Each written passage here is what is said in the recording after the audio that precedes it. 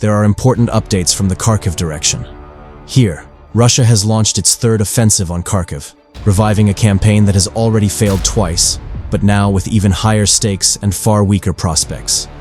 Framed by propaganda and driven by political desperation, this new push is already unraveling, exposing a strategic miscalculation at the highest levels of the Kremlin. Recently, Russia rushed to claim victory, announcing that Vovchansk was captured, but the reality on the ground tells a very different story. In a failed attempt to produce symbolic footage proving full control, Russian forces sent a flag bearer on what was essentially a suicide mission. The soldier attempted to plant the Russian flag beside a ruined house, only to be eliminated instantly by precise Ukrainian fire. Desperate to fabricate the image, commanders sent a second flag bearer moments later, but he suffered the same fate.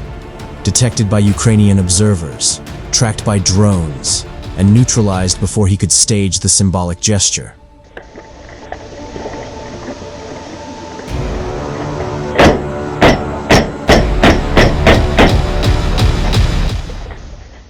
The Russians wanted a triumphal photo. Instead, they produced yet another example of senseless loss.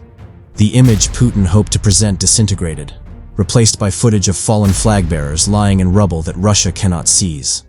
Despite failing to take pictures in Vovchansk, Russian commanders still decided to report to Putin that Vovchansk had been taken, and Putin immediately amplified the claim. The timing was politically calculated, with Moscow aiming to enter the next round of US-Russia negotiations, pretending to hold a major victory in northeastern Ukraine. The attempt to raise a flag thus became not just a battlefield stunt, but a diplomatic weapon. Putin used this event to once again order the creation of a buffer zone along the border. But this initiative reflects political desperation more than military logic. With it, the latest Russian push toward Vovchansk is effectively a third attempt at launching a Kharkiv offensive, and it has already exposed itself as a strategic blunder, based on the lie with the failed flag planting operations.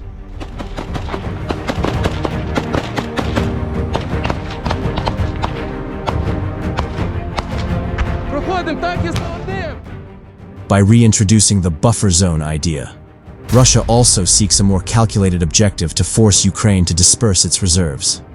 The Russian North group of forces has been told to create pressure along the full border. If successful, this would stretch Ukrainian defenses, forcing Kyiv to divert troops away from critical points like Pokrovsk. The Kremlin hopes this manipulation will overextend Ukraine's manpower and logistics, and effectively launch the third Russian Kharkiv offensive. Despite this, following Putin's order, Russian forces resumed their assaults around Vovchansk with deadly consequences, as Ukrainian defenses here have been fortified for more than a year. The approaches are densely mined, covered by thermal drones, FPV teams, and infantry ambushes.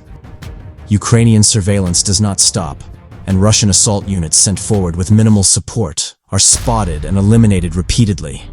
Drone operators have captured the harsh reality, as in one case, Russian troops are moving cautiously forward before stepping on mines and getting blown up.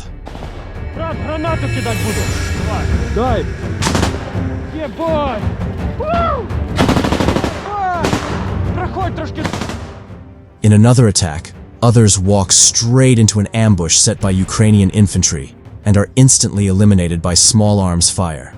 Those that manage to break through further end up being chased down by FPV drones in the ruins. Even those attempting to seek cover in the trees and riverbanks do not find cover. Despite losing hundreds more men, the only measurable territorial change is a slight Russian advance into the western part of the settlement south of the river. A marginal gain achieved at the price of enormous casualties. Overall, Putin's declaration of victory in Vovchansk, based on failed symbolic flag-planting attempts, is detached from battlefield facts. These claims serve only to pressure Ukraine before negotiations and to present Russia as advancing when, in reality, its forces have accomplished nothing effectively. The Russian leadership hopes someone in Washington will take these proclamations seriously, but the record of repeated failures speaks for itself. The Kharkiv offensive, already defeated twice, has once again become a self-inflicted disaster. Instead of gaining leverage, Russia has thrown hundreds more soldiers into the meat grinder for the sake of capturing a symbolic image, with nothing to show except dead flag bearers.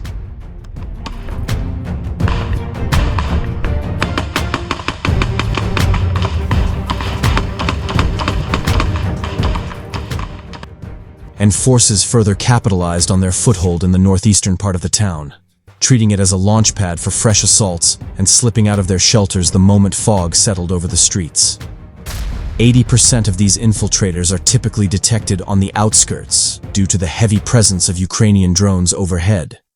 But amid the relentless tempo of assaults, one Russian unit managed to slip past unnoticed. Geolocated footage reveals 4 Russian soldiers attempting to set up a position inside a roofless, shattered building located in central Mirnohrad.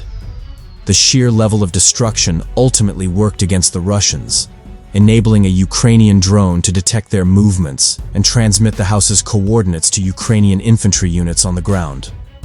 Ukrainian Marines also took advantage of the fog, moving to encircle the unsuspecting Russian team, which was clearly operating blind without any aerial drone support.